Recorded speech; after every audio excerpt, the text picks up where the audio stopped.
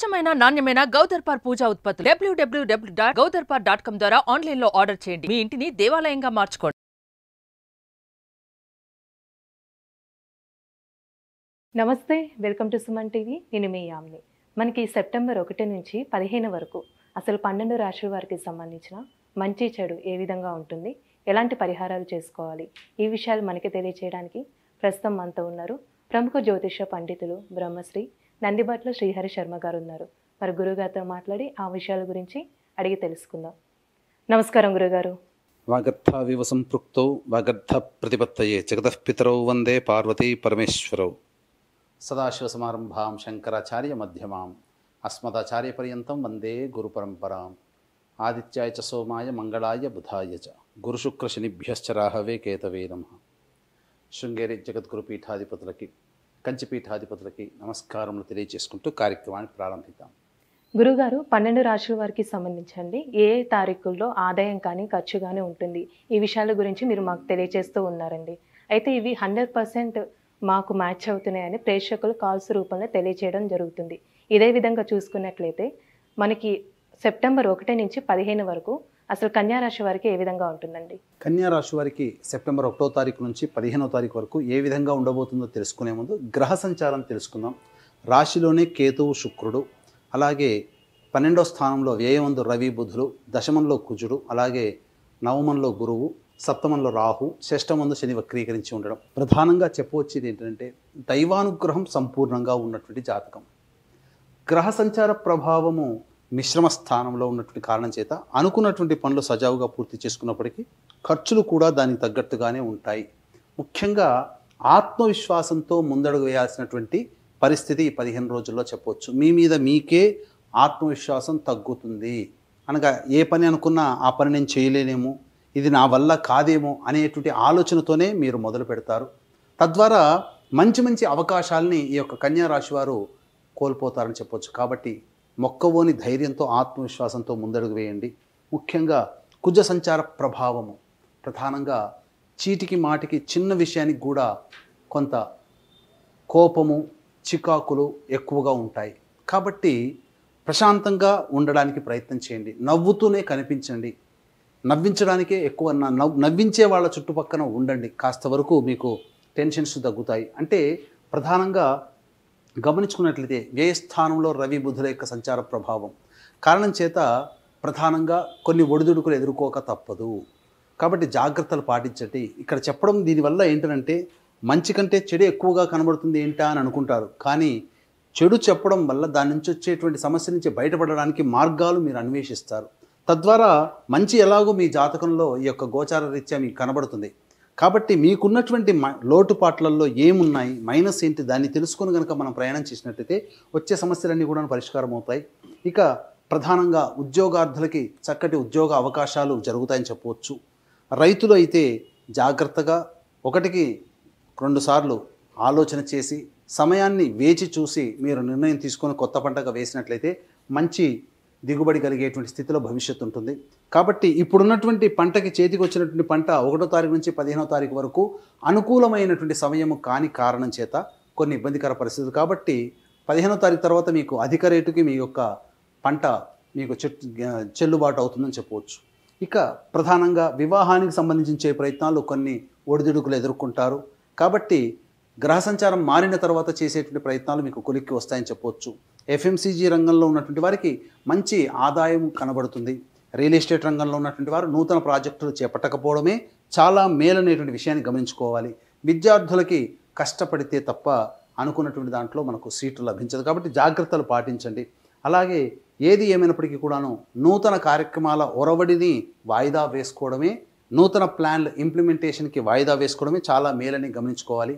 ఇక గత కొన్ని మాసాలుగా మన ఆధ్వర్యంలో జరుగుతున్నటువంటి యొక్క రాశి ఫలితాలకు సంబంధించిన ప్రయత్నాల్లో భాగంగా చాలామంది చెప్పినటువంటి డేట్స్లలో కొంత అవయోగం కలుగుతున్నప్పుడు అవయోగమని, అలాగే ధనాదాయం కలిగినప్పుడు ధనాదాయం ఏదో విధంగా సర్దుబాటు అవుతుందని చెప్తున్నారు కామెంట్స్ రూపంలో కానీ, లేదా వాళ్ళు కాల్స్ చేసి చెప్తున్నారు. కాబట్టి వారు అందించినటువంటి అనగా మీలాంటి ప్రేక్షకుల యొక్క ప్రోత్సాహమే మనం ఇంకా సునిశ్చితంగా ఇంకా మెరుగైనటువంటి విధంగా చెప్పడానికి ఆస్కారం దోహదం ఏర్పడుతుంది. అయితే ఇక్కడ ఏ రోజుల్లో అధిక ధనాదాయం ఉంటుంది, ఏ రోజుల్లో ఖర్చులు అధికంగా ఉంటాయనే విషయాన్ని క్లుప్తంగా తెలియజేసుకుందాం. ప్రధానంగా 1వ తారీఖు రోజున మీకు అనుకున్నటువంటి విధంగా మీకు ధనాదాయం ఉంటుంది, చేయబదులు మీకు కలుగుతుంది. అలాగే అప్పు అయినా కానీ దొరుకుతుంది, లేదా రాని బాకీలైనా కానీ వసూలు అవుతాయి. ఏది ఏమైనప్పటికీ కూడాను ధనపరమైనటువంటి సమస్యలు 1వ తారీఖున తీరబోతున్నాయి. ఆకస్మిక ధనప్రాప్తి 1వ తారీఖు రోజున గోచరమవుతుంది. ఇక 2, 3, 4 తారీఖులో కనుక గమనించుకున్నట్లయితే కుటుంబ సభ్యులతో వాగ్వివాదాలు పోకండి. ముఖ్యంగా స్త్రీలతో వాగ్వివాదాలు పనికిరావు. అయితే కింది స్థాయి ఉద్యోగస్తులతో మీరు మాటలు వ్యవహరించేటప్పుడు జాగ్రత్తలు మాటించండి. లేనిపోని అవమానాలు ఎదుర్కోవాల్సిన పరిస్థితి మీకు గోచరమవుతుంది. ఇక 5, 6 తారీఖులో కనుక చూసుకున్నట్లయితే విశేష ధనప్రాప్తి, మిత్రులు బంధువుల యొక్క సహాయ సహకారాలతో మీ యొక్క పనులను చక్కబెట్టుకుంటారు. రాని బాకీలు వసూలు అవుతాయి. ఏది ఏమైనప్పటికీ కూడాను సంతోషకరముగా ఈ 5, 6 తారీఖుల్లో మీరు అనుకున్నటువంటి పనులను పూర్తి చేసుకుంటారని చెప్పవచ్చు. ఇక 7, 8, 9, 10, 11 తారీఖులు ఇంత అనుకూలమైనటువంటి యోగమైనటువంటి కాలము కాదు. 7, 8, 9 తారీఖులో గృహోపకరణాలు, వాహన మరమ్మతులకు సంబంధించినటువంటి ఖర్చులు పెరుగుతాయి. గృహోపకరణాలు కొనుగోలు చేస్తారు, గృహ మరమ్మతులు జరుగుతాయి. తల్లిగారి ఆరోగ్యం పట్ల శ్రద్ధ వహించాల్సినటువంటి పరిస్థితి. మీరు చేస్తున్నటువంటి పని పట్ల ఉన్నతాధికారులకి సంతోషం, ఆనందం కలగకపోగా కొంత ఇబ్బందులకు గురయ్యే అవకాశం ఉంటుంది. కాబట్టి జాగ్రత్తలు పాటించండి. ఇక 10, 11 తారీఖుల్లో మీ యొక్క ఆరోగ్యం పట్ల శ్రద్ధ వహించాల్సినటువంటి పరిస్థితి. వృధా కాలయాపన జరుగుతుంది. ఏ పని యందు శ్రద్ధ పెట్టకపోవడం, తద్వారా మీకు అనుకున్నటువంటి సమయానికి మీ పనులు పూర్తి కాలేకపోవడంతో మీకు కొంత విచారం కలుగుతుందని చెప్పవచ్చు. ఇక 12, 13, 14, 15 తారీఖులు, ఈ యొక్క 12వ తారీఖు, 13వ తారీఖుల్లో విశేష ధనప్రాప్తి, రాని బాకీలు వసూలు అవుతాయి. అధిక ధనాదాయం గోచరం అవుతుంది. 14, 15 తారీఖుల్లో జీవిత భాగస్వామి నిర్ణయం వలన, వ్యాపార భాగస్వామి నిర్ణయం వలన మీకు అనుకూలమైనటువంటి రోజుగా చెప్పవచ్చు. ఫలితములు కూడా అదే విధంగా ఉంటాయి. జీవిత భాగస్వామితో లేదా వ్యాపార భాగస్వామితో వచ్చేటువంటి పొరపచ్చాలు కొంతవరకు తగ్గుముఖం పడతాయి. తద్వారా భవిష్యత్తు ఆనందదాయకంగా ఉంటుందని చెప్పొచ్చు. ఏతాబాతా చెప్పొచ్చు. ఇది ఏమిటంటే ఈ యొక్క కన్యా రాశి వారికి చూసుకున్నట్లయితే 2, 3, 4 తారీఖు, 10, 11 తారీఖుల్లో జాగ్రత్తలు పాటించాల్సినటువంటి పరిస్థితి.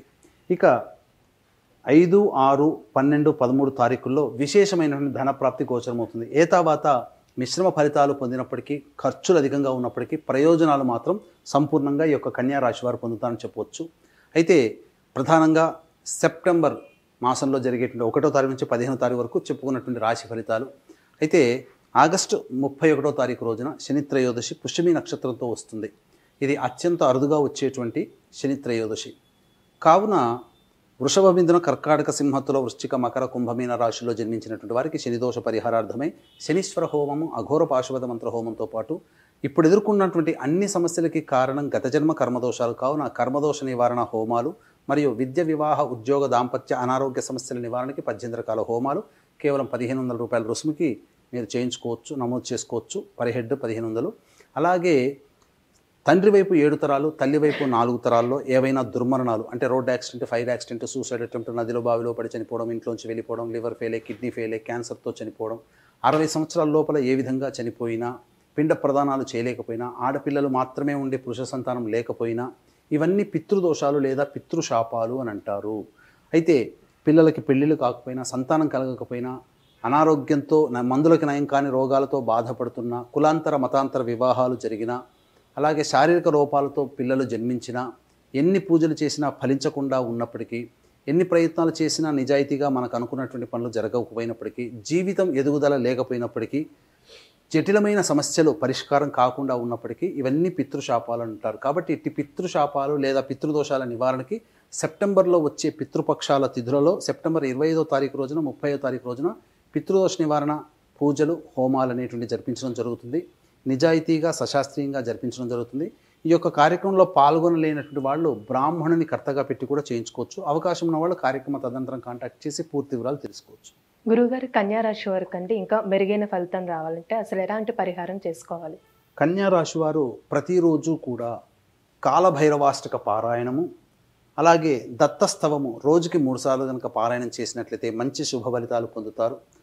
ఇంకా మీకు సమస్యలు అధికంగా ఉన్నాయి అంటే మీ యొక్క జాతకంలో ఉన్నటువంటి దశలు, అంతర్దశల యొక్క ప్రభావం. కావున దగ్గరలోని మంచి ఉపాసనా పరులైనటువంటి జ్యోతిషుల్ని సంప్రదించి వారిచ్చే సలహాలు, సూచనలు కనుక పాటించినట్లయితే భవిష్యత్తులో వచ్చే సమస్యలు కూడా పరిష్కారం అవుతాయని చెప్పవచ్చు. గురుగారు సెప్టెంబర్ 1 నుంచి 15 వరకు అండి అసలు కన్యా రాశి వారికి ఏ విధంగా ఉంటుంది, ఎలాంటి పరిహారం చేసుకోవాలి, ఈ విషయాలు మాకు తెలియజేసినందుకు ధన్యవాదాలు. సర్వం శ్రీ ఉమామహేశ్వర పరబ్రహ్మార్పణమస్తు.